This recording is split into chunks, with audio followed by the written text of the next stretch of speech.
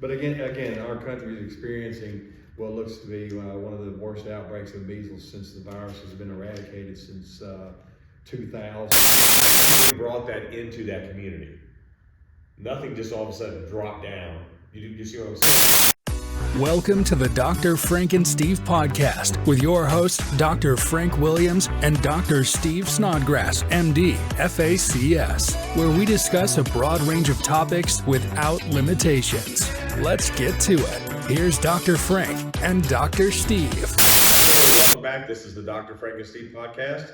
I'm your host, Frank Williams. This is my co-host, Dr. Steve Snodgrass, MD, FACS, which stands for what? Is Fellow of the American College of Surgeons. Yes, Fellow of the American College of Surgeons. I can't even sign my name anymore without, MD, FACS. It's just a habit. So I just need to get a stamp out of that. We were asked that question, so I thought I'd pass it along. So there you go. Yes. So, and what we're going to start doing at the beginning of some of the podcast, excuse me, when we have, we get a lot of comments, but when we have a lot of comments that are questions, we're going to start doing the DrFrankenSteve mail time. So we will answer your questions to the best of our ability anyway, unless they're just out there in left field, and then we still might address them, but maybe not the way you want. But we will certainly start responding as we try and do on social media. We'll also try and do here, so that if you want to hear answers to your questions, continue watching the podcast. There you go. So today we're going to be covering a topic that worldwide is pretty epidemic year to year as far as the number of cases and deaths.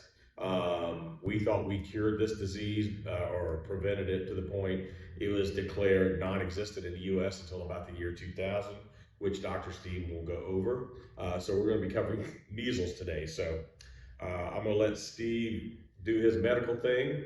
I will wake you up to throw in my little anecdotes, and he'll wake you up when I'm sitting there putting you to sleep. So we'll be good both ways. So Steve. Well, there you go. And the other thing too about the American College of Surgeons that I think a lot of people don't know is that it's the largest organization of surgeons in the world.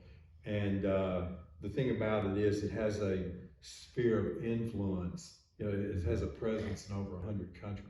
So because of the United States. So all surgeons belong to that? Well, no, they don't, because it's a very difficult vetting process. They take all of your cases for 2 years running, and they really go over like your pre-op, post-op, and how you took care of that patient. So they thoroughly vet you for that, and so to me, it's like one of the ultimate things that you can get as far as a surgical designation, because you're just recognized by their standard of excellence, and it's a very high standard. So I'm pleased that I made the cut, got in. So that clears up anything. Good. But again, our country is experiencing what looks to be one of the worst outbreaks of measles since the virus has been eradicated since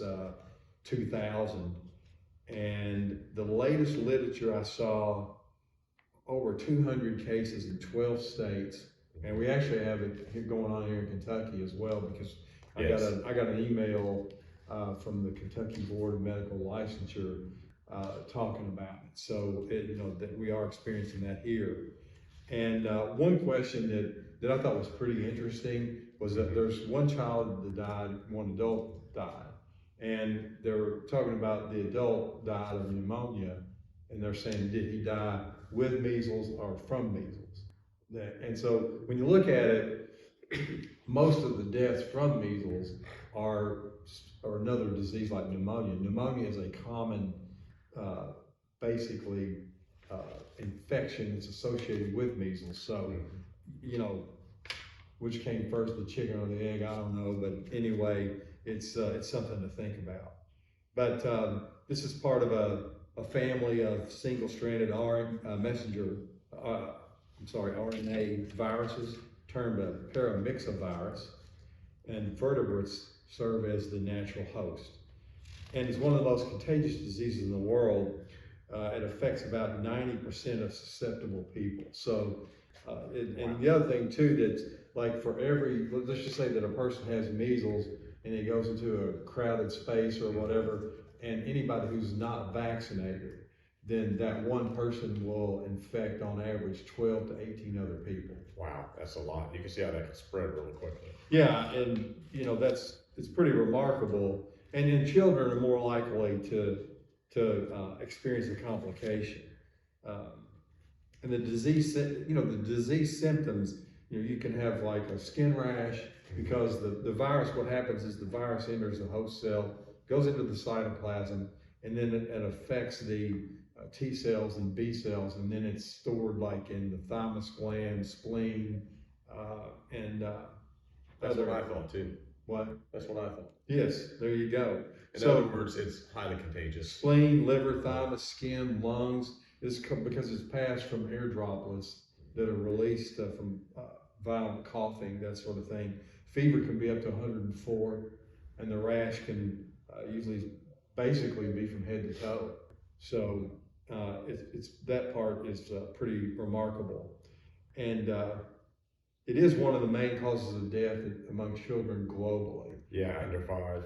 And I think that, the reason for that is because a lot of the things that kill people with measles are, again, like pneumonia or some sort of nervous system involvement, where we can treat all of these different things like that here in the United States. So, for you to die from measles here in the U.S., I think it's like 1 in 1,000.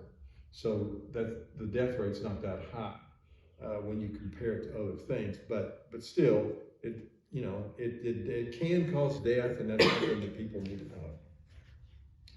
And interestingly enough, the two of us have had the discussion, and it seems to me like they are targeting like parents of children in the United States.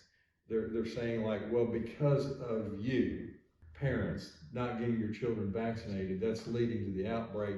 But I really have not heard hardly any mention at all about 21 million of people crossing the border that are really checked, right? Yeah, and the other thing was like in Venezuela, there was a reported outbreak of measles in 2022, and especially among like prison populations, mental institutions, that sort of thing. So let's just ask the theoretical question, out of the 21 million people that crossed this border illegally, how many of those people had measles? That's the question. And it seems like that's being bypassed in a lot of ways. I haven't seen that much on that. Have you? Well, there's not a lot of research on it. I mean,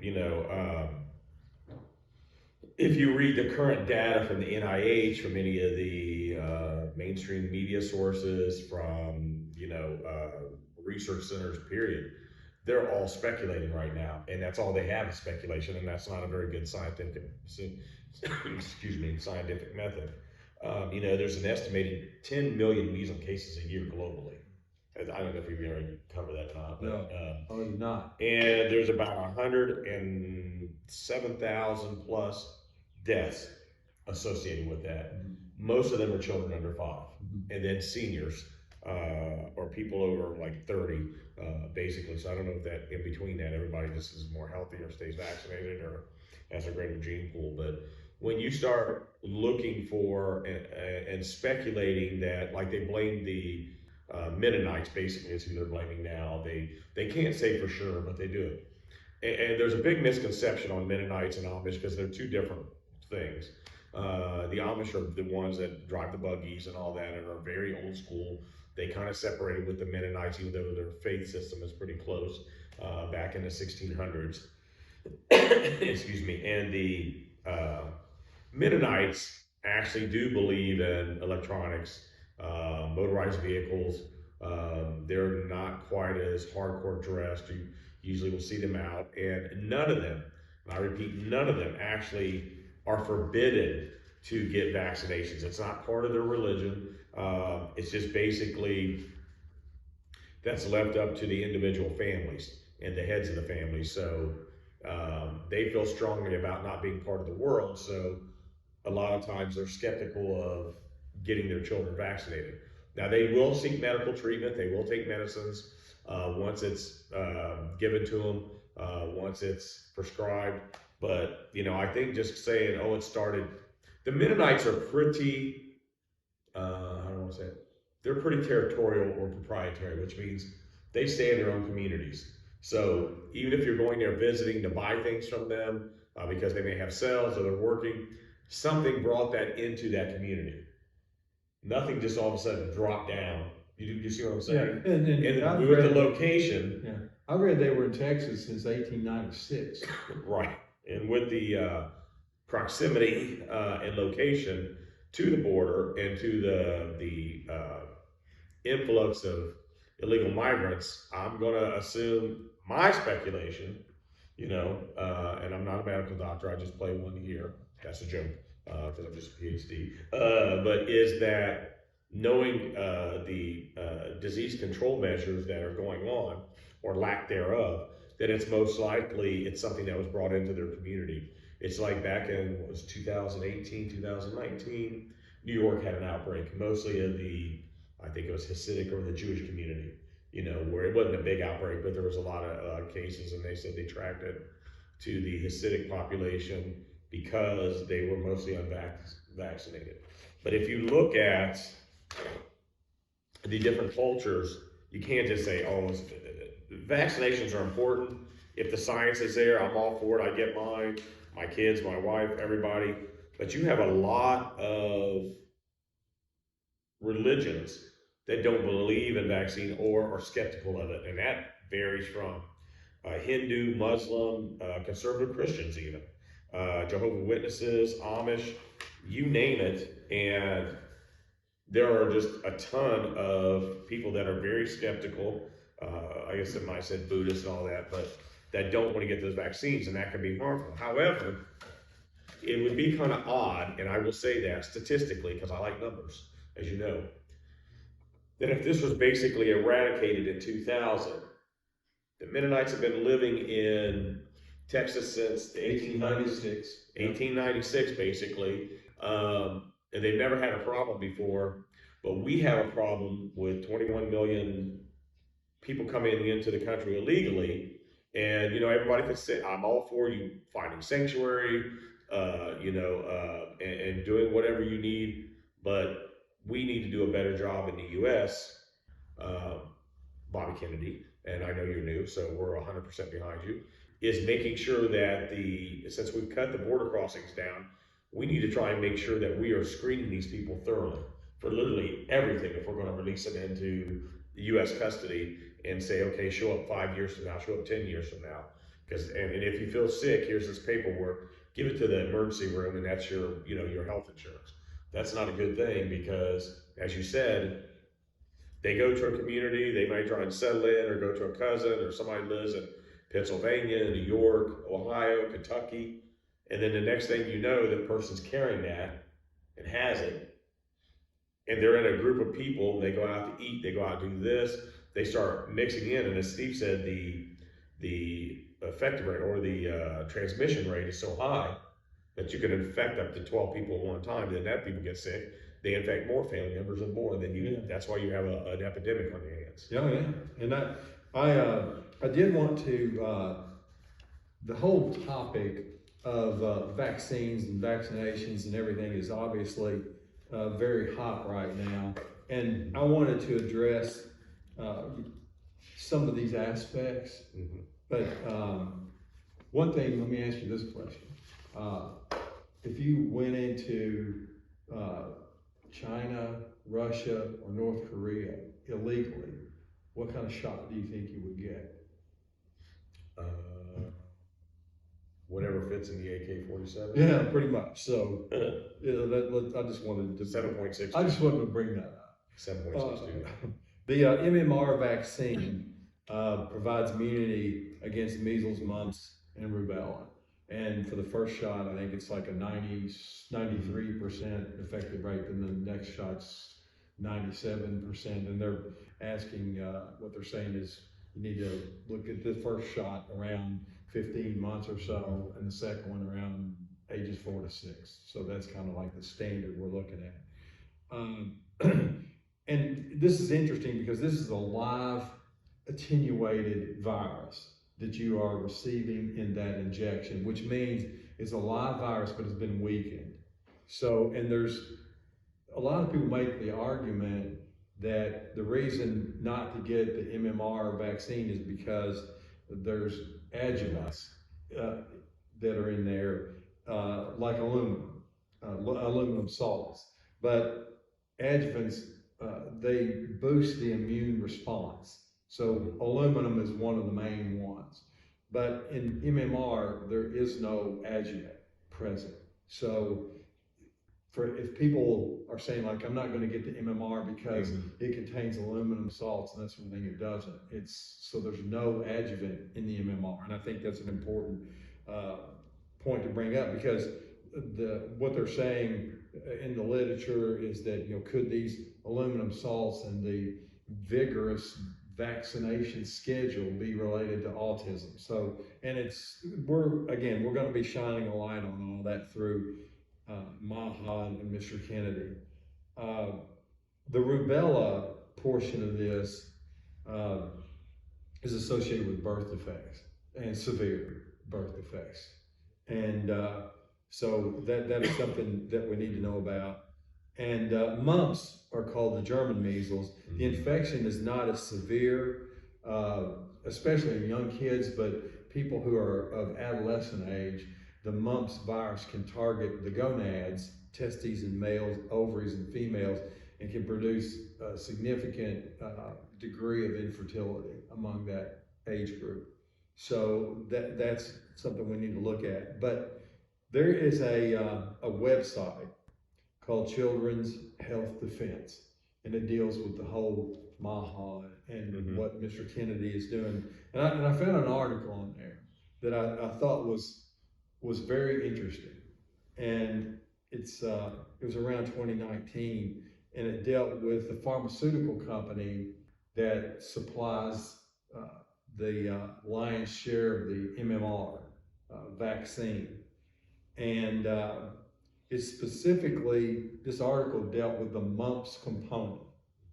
And what they did, there were two whistleblowers that worked for this pharmaceutical company, and they said that this presentation of the scientific data to the scientific community as well as the U.S. government was fraudulent.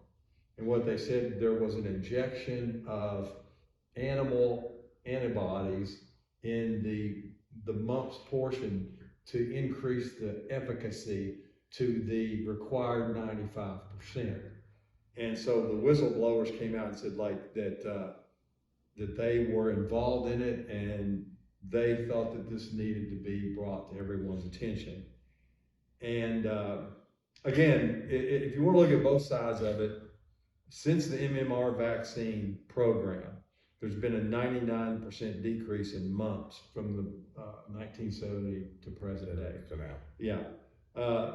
But now we get into another aspect of this.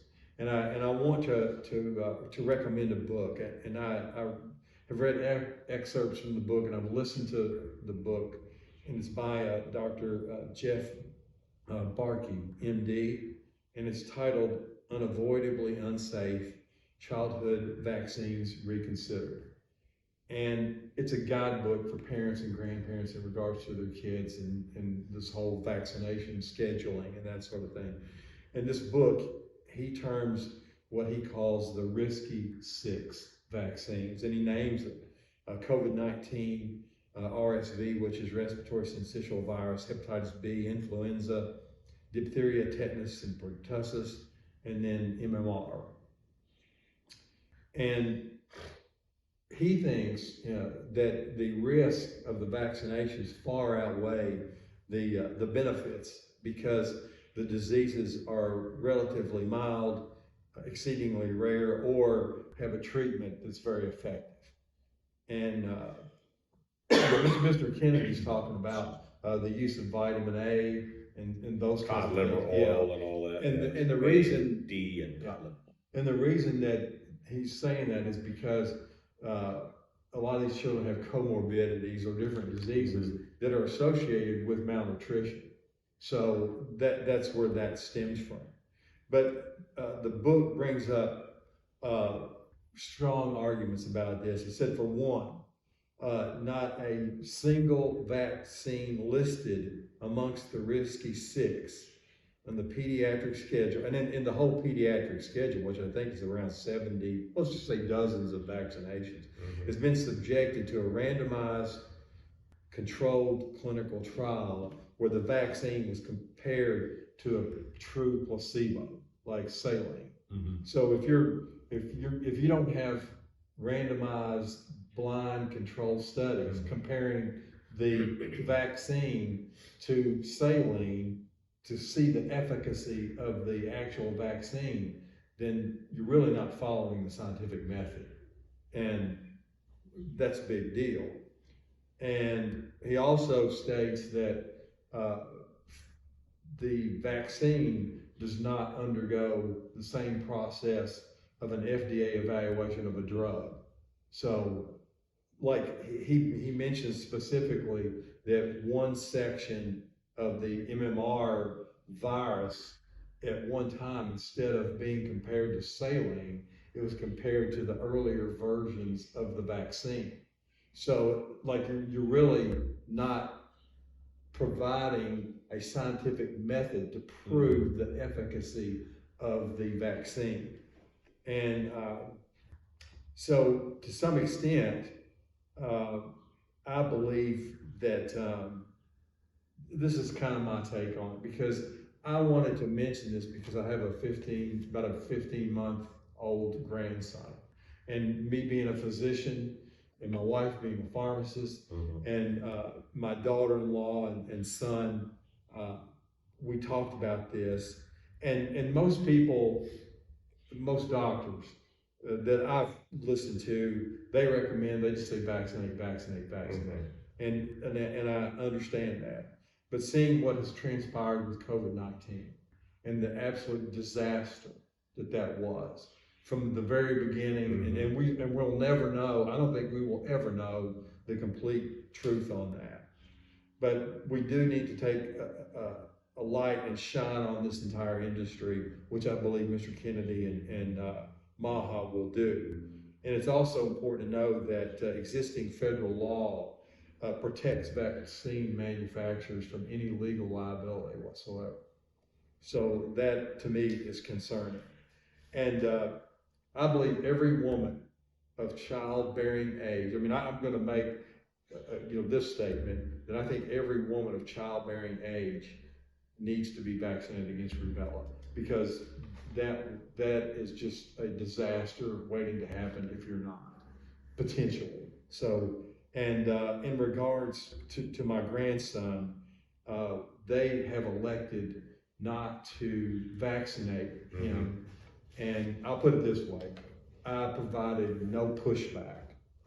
So for them to gather all the data and wait until we get some sort of resolution on this, they're holding back.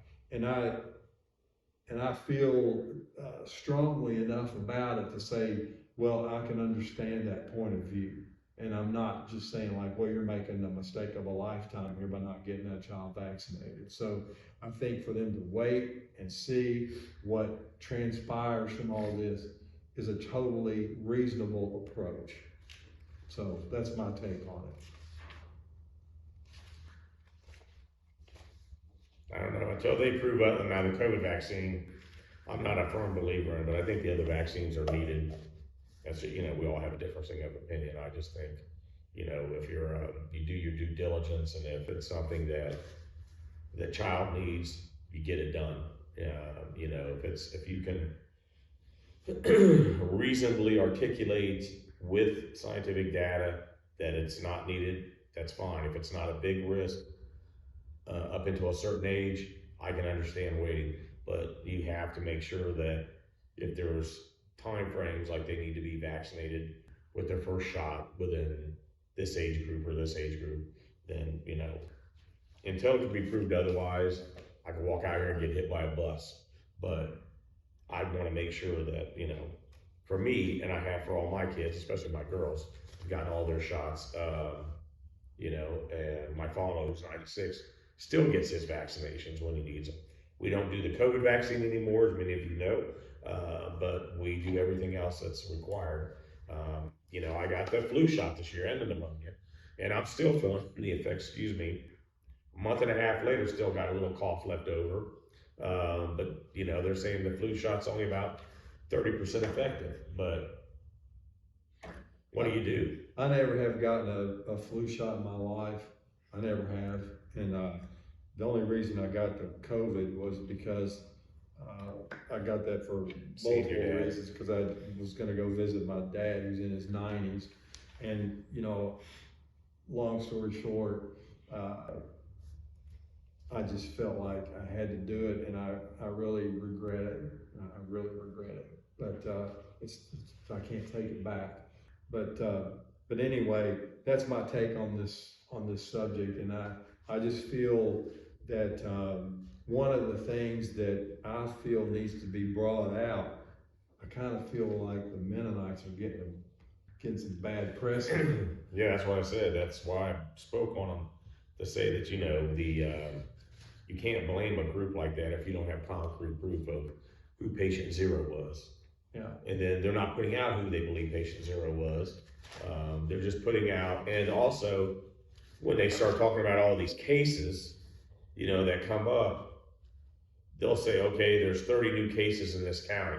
Well, in some of these counties where that's happening, there's only like 5, 6 people that are the unvaccinated out of the 30. So that means the rest of them had their vaccinations and they're still getting it. Wouldn't you assume? Yeah. If that's the way they're saying that. Yeah. So to be able to sit there and say that, you know, it's mostly the unvaccinated, and then the percentages, maybe a third are unvaccinated or less, and the rest have been vaccinated. They skim over that a lot as I was doing my research. And that's something that caught my eye. I said, now, wait a minute. They said there's 30 cases in this district, at least 6 are unknown or not vaccinated. The rest were. I don't see them reporting that because it's not sensational. You know, if they can do the doom and gloom and scare you to death, that's what they're going to do. However, excuse me, for a worldwide epidemic where, you know, 10 million kids and people get this a year, and 107,500, I think is the exact number, in 2023, you know, of those cases died, that's still a lot. So the WHO, which I'm sure works on this, again, not their biggest fan, but somebody needs to do something to start making sure some of these vaccinations are given, especially to the poorer countries and the impoverished, because that seems to be where a lot of this comes out of.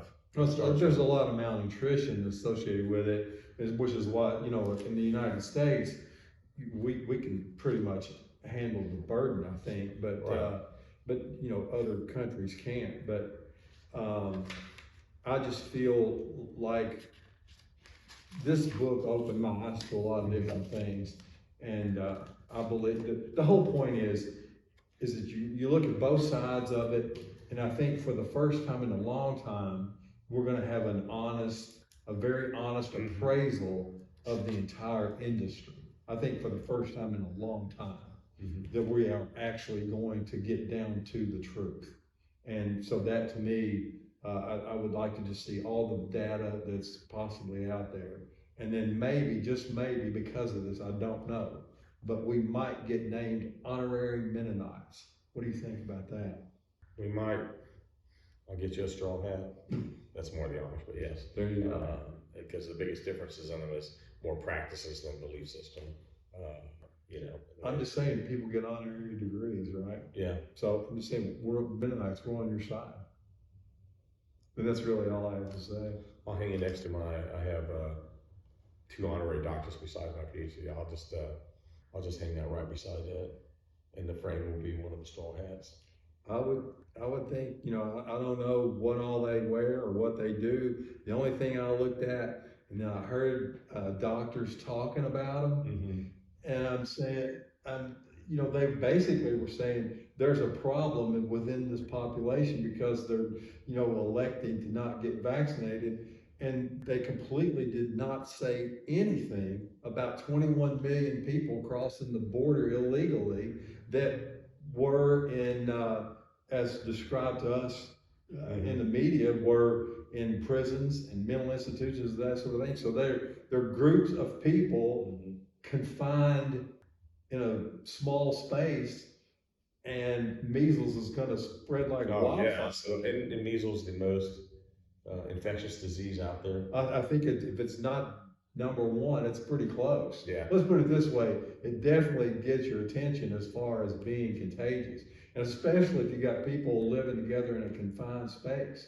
Then, and Venezuela is one of the major areas of problems in 2022, and how many Venezuelans that were in prisons or mental institutions crossed this border, not to mention all the other. Even at the processing centers. I remember when they showed all the pictures of all those kids in cages and all that, which wasn't Donald Trump. That was during President Obama's era. Those pictures were. So they never cleaned that up really, but that was true. You put all those kids in there, and you got a couple hundred kids in a small confined space, they're going to spread whatever. Oh yeah. So, I mean, it's called infectious disease for a reason. Exactly. So, well, Francois, that's all I have. Okay. Yeah. Well, again, thank you. We appreciate you hanging with us, and visit and view some of our other podcasts. Like I said, we'll be doing the DrFrankenSteve Marathon coming up. So we look forward to seeing you. As always, stay healthy, stay safe, and we'll see you at the next podcast. Bye. Thanks for listening to the DrFrankenSteve Podcast. If you enjoyed this podcast, please hit follow or subscribe on the link provided so you can stay up to date on new episodes. Until next time, stay healthy and stay safe.